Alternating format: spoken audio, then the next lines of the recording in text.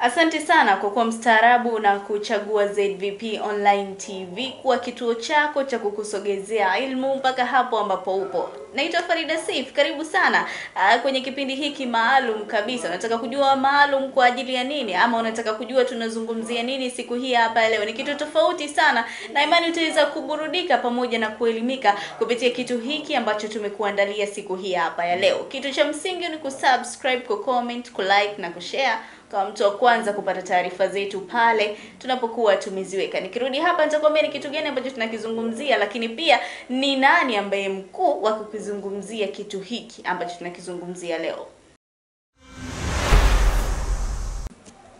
Hii ni ZVP Online TV na leo tunazungumzia Pasaka ni nini, na Dokta anaichambua Pasaka kwa undani zaidi. Dr. Sule anaichambua Pasaka kwa undani zaidi.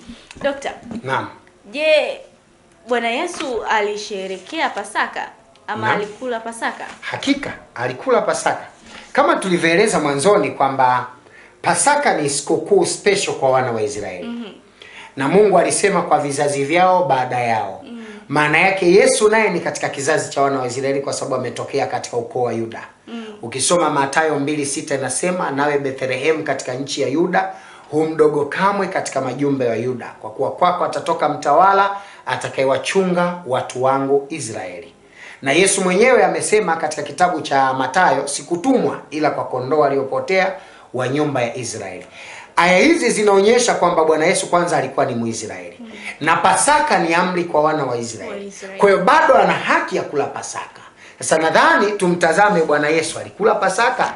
Majibu tunapata ndiyo, Bwana Yesu alikula Pasaka. Tunaanza na kitabu cha Luka sura ya 2 mstari wa kwanza. 2:1 Luka ndio inaeleza habari hizi. Siku zile 2:41, samahani. Luka 2:41, tutasoma kitabu cha Luka sura ya 2 mstari wa 41. Unasemaje mstari wa 41? Maandiko yanasema kama ifuatavyo: basi wazee wake huenda Yerusalemu kila mwaka wakati wa sikukuu ya Pasaka. Na alipopata Bwana Yesu umri wake miaka 12, alipanda kama ilivyo desturi ya sikukuu. Wazazi wake kila mwaka, sikukuu ya Pasaka ni mara moja tu kwa mwaka, mwezi wa Abibu, siku ya mwezi 10 mpaka mwezi 14. Na hii mwezi 10, mwezi wa Abibu ndio mwezi 10 Muharram, ambao Waislamu mtume katufundisha kufunga siku hii. Inaitwa siku ya Ashura, Yaumul Ashura, siku ambayo mtume kasema Waislamu tufunge siku hii. Tunafunga kwa nini? Tunakumbuka ndugu zetu wana wa Israeli walipotoka Misri kwenda Kanaani. Wakati wa Mtume Muhammad sallallahu, mwezi wa Abibu umeitwa mwezi wa Ashura, yani mwezi wa Muharram, mwezi wa Muharram. Siku hii inaitwa siku ya Ashura, hii siku ya mwezi 10 mfungo 4, ambayo siku hii kihistoria pia ndio siku lililotweka jahazi na Nabii Allahi Nuhu. Baada ya kuelea mwezi wa mfungo 10 Rajab, lilikaa angani kwenye juu ya maji miezi 6. Siku hiyo hiyo ya mwezi 10 mfungo 4, ambao wana wa Israeli walivuka kutoka Misri kwenda Kanaani, ndio siku hiyo hiyo jahazi la Nabii Allahi Nuhu lilitweka katika ardhi kule katika Middle East, Mashariki ya Kati. Tutakapokuwa tunaeleza mada hiyo ya historia ya jahazi la Nabii Nuhu na maisha ya Nabii Nuhu, tutalieleza kwa upana. Sasa ukisoma katika 2:41 nasema, basi wazee wake huenda Yerusalemu kila mwaka wakati wa sikukuu ya Pasaka. Na alipotimiza umri wake miaka 12, yani Bwana Yesu alipanda kama ilivyo desturi ya sikukuu. Yani Yesu na wazazi wake wawili alipanda nao kama ilivyokuwa desturi ya sikukuu.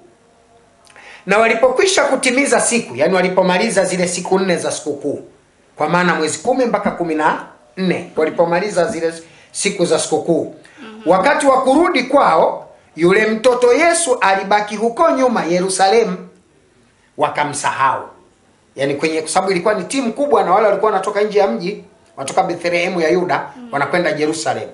Sasa wakati wa kurudi wakamsahau yule mtoto kule nyuma. Kwa hiyo Bwana Yesu akabaki kule nyuma, wazazi wake wakawa wanaendelea na safari. Unaona bwana? na wazee wake walikuwa hawana habari. Yani wazee wa Bwana Yesu walikuwa hawajui kama Bwana Yesu amefanya nini, ameachwa nyuma. Nao wakidhani ya kuwa yumo katika msafara, wakaenenda mwendo wa kutwa, wakawa wakimtafuta katika jamaa zao na ndugu zao. Na walipomkosa wakarejea Yerusalemu huku wakimtafuta. Ikawa baada ya siku 3 wakamuona hekaluni ameketi katikati ya walimu, anawasikiliza na kuwauliza maswali. Nao walishangaa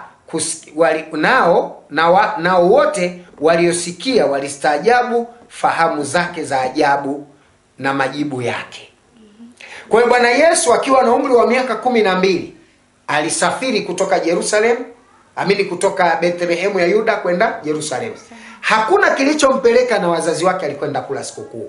Kwa sababu sikukuu ya Pasaka ni amri kwa wana wa Israeli, kwa vizazi vyao baada yao. Kwa hiyo Bwana Yesu naye alikwenda kula sikukuu. Kwa hiyo sikukuu kwanza sio kufa mtu. Sikukuu ni kuua mnyama kwa lengo la kumridhisha Mungu, kama sadaka, zabihu ambayo wana wa Israeli walipaswa kuitoa kwa Mungu, shukurani yao ya kuondolewa katika minyororo ya utumwa wa Misri kupelekwa katika nchi ya Kanaani. Kwa kuwa sikukuu hii sio kufa mtu, na kwa kuwa sikukuu hii ni sadaka ya kutolea zabihu ambaye ni mnyama kati ya kondoo, ng'ombe au mbuzi, ambaye wana wa Israeli walipaswa kufanya, na Bwana Yesu kwa kuwa alikuwa mwana wa Israeli, naye alikula Pasaka akiwa miaka 12. Unajifunza nini? Kwamba kama ingekuwa kifo chake, basi asingekula na miaka 12. Kumbe kabla Yesu ajawa mtu mzima, sikukuu ilikuwepo, tena walikuwa wanakwenda kila mwaka. Ila tukio tuliloelezwa na akiwa na miaka 12, ina maana kwa kweli ilikuwa ni sikukuu ya kila mwaka. Kutokana na mazingira hayo, kila wazazi wake walipopata uwezo, walikwenda wapi? Yerusalemu kwa ajili ya sikukuu ya Pasaka. Maana sikukuu ya Pasaka kwa Israeli ni tukio la kila mwaka. Kwa hiyo wana wa Israeli walikuwa wote ni lazima kula, na Bwana Yesu Pasaka alikula. Lakini hakula Yesu sikukuu akiwa mdogo tu. Bwana Yesu pia alikula sikukuu akiwa mtu mzima. Mathayo 26 mstari wa 2. Yani 26 kitabu cha Mathayo sura 26 aya nambari 2. Ukisoma aya hizo nazo zinaonesha kwamba Bwana Yesu alikula pia sikukuu. 26 aya ya 2. Tuanzie aya ya 1. Aya nambari 1. 26:1 tuanzie pale. Ikawa Yesu alipomaliza maneno hayo yote, akawaambia wanafunzi wake, mnajua ya kuwa baada ya siku 2 itakuwa Pasaka? Maneno haya Yesu amesema ana umri wa miaka 33. Ana miaka 35.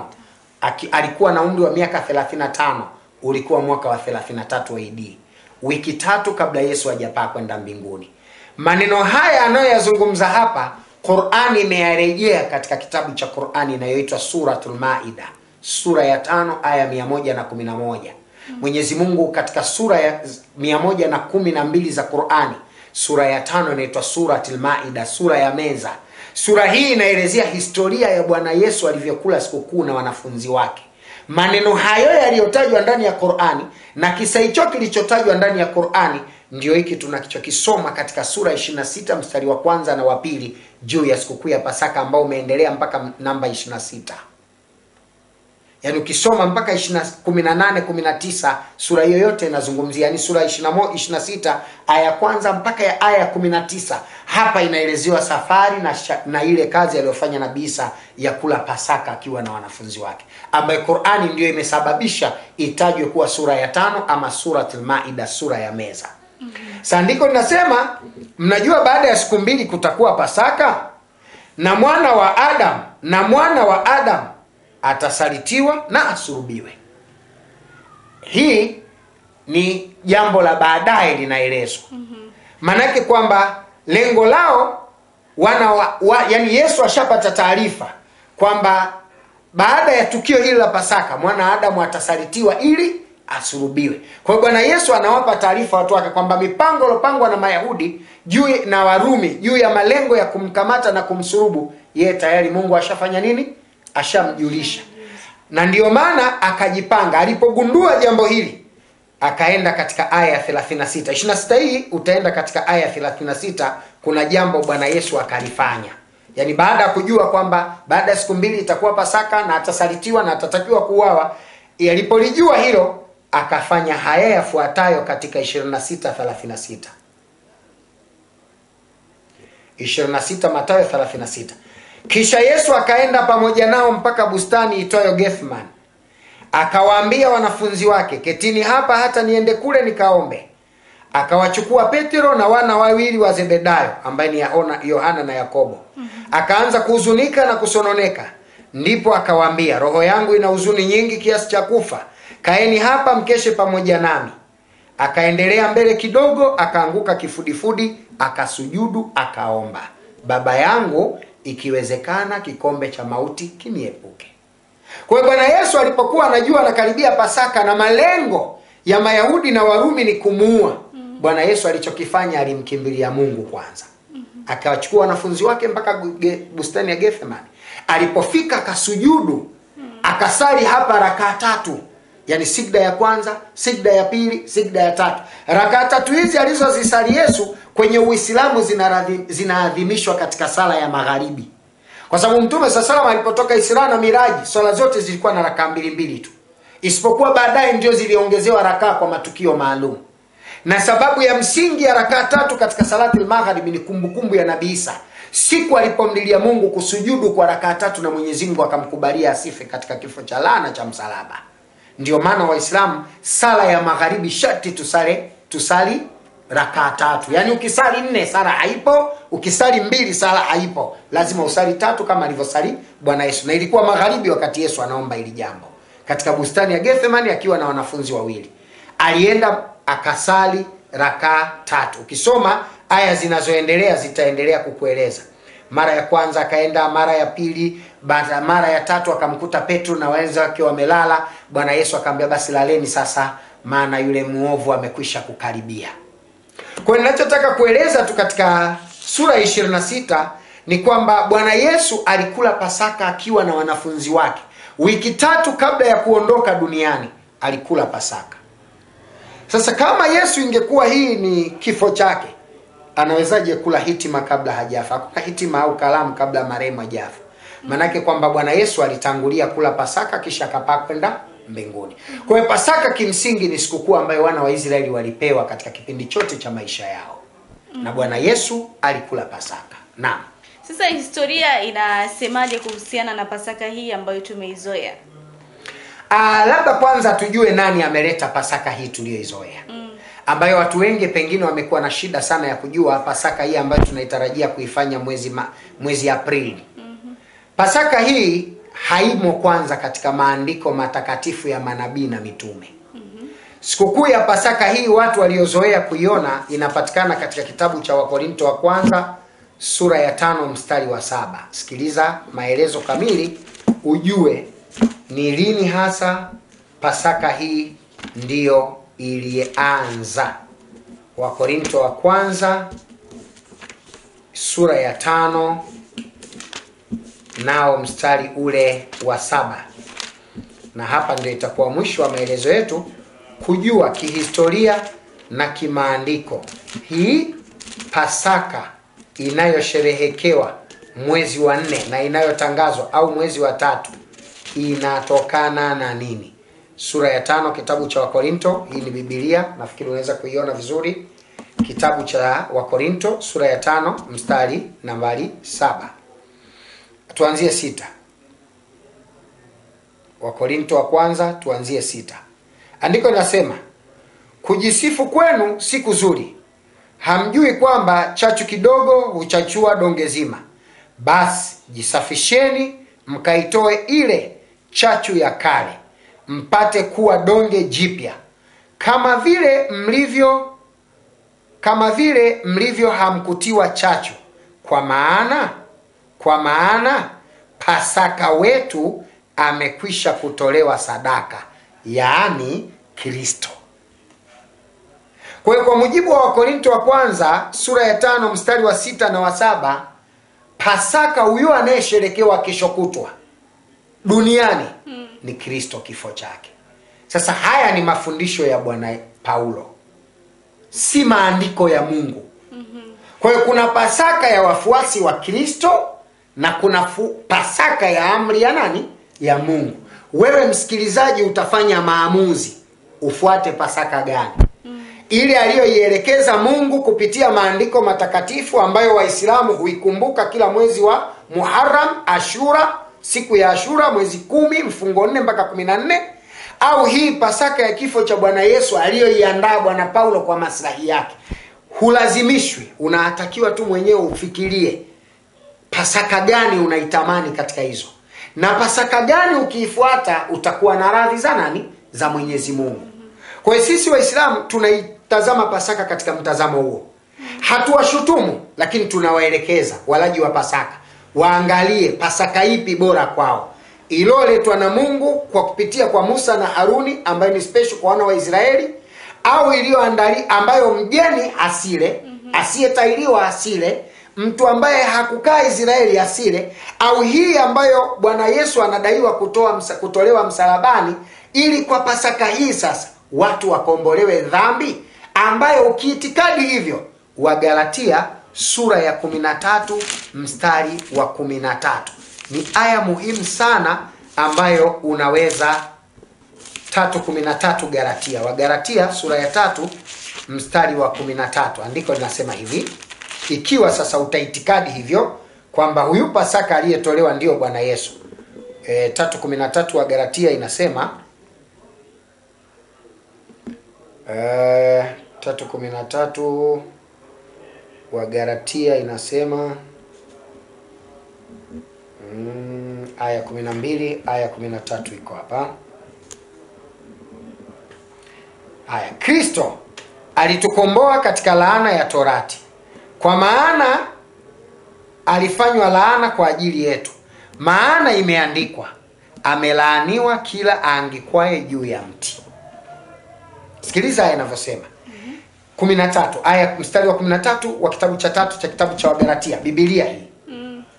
Inasema Kristo alitukomboa katika laana ya torati, kwa kuwa imeandikwa, amelaaniwa kila mtu aangukwaye katika mti.